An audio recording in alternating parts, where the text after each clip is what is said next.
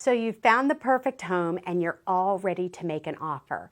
Yes, you'll be excited, but now is the time to step back and become objective, not emotional. When you make an offer and start negotiating, you need to rely on facts, not emotion. Keep emotions in check and focus on the end goal. This is not about feelings or ego. Don't let the small stuff get in the way of what you really want. I take this so seriously that when I'm buying or selling homes for myself, I rarely represent myself because I'm too emotionally involved and don't make the best decisions. Decisions that would cost me thousands of dollars. The first thing you need to do is trust your realtor. Look, you trust that your dentist knows what they're doing when they work on your teeth. You trust your lawyer to know how to put together your will. And you trust your accountant to get your taxes done properly, right? Well, your realtor is your expert in the home buying process. They know what it takes to make a successful offer, and they have your best interest at heart. Think about it. They don't even get paid until you get the keys to your new dream home. You're probably very smart and very good at what you do. But when it comes to real estate, making a good offer and coming up with negotiating strategies, your agent knows or should know much, much more than you do. For one thing, they'll understand that different market conditions require different strategies. For example, in a seller's market where demand exceeds supply, the competition among buyers can be fierce. Sellers have the upper hand.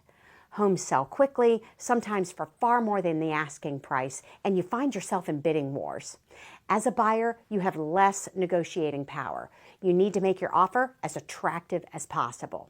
Your agent can help you by advising you to remove certain contingencies, such as those for financing or home inspections or appraisal. They'll also explain the risks in doing this.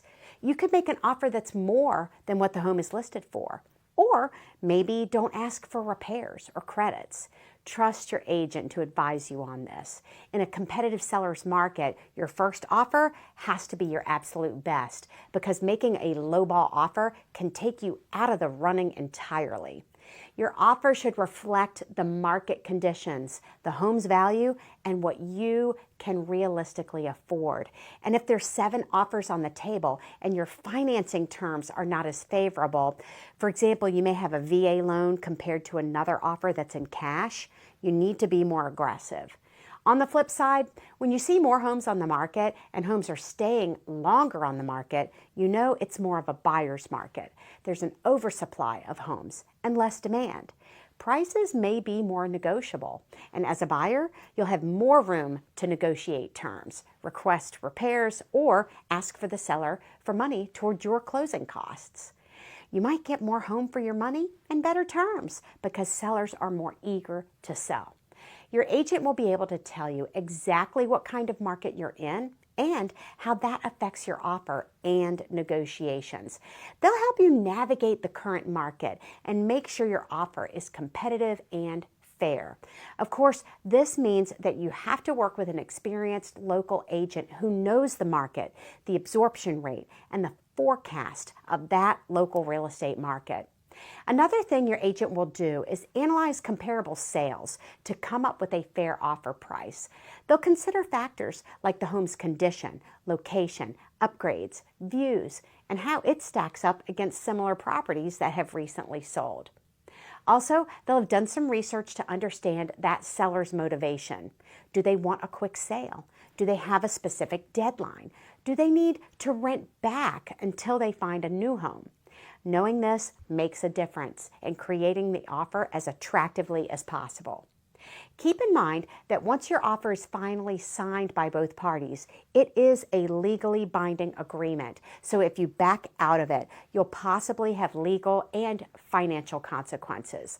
Your broker should help you understand all of the language, the terms, and exactly what you're agreeing to before you sign.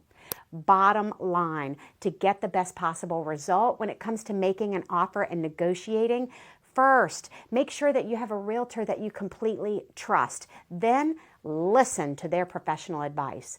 And when making your decisions during this process, keep a clear head and keep your emotions in check. I'm Hope George, your best hope in real estate.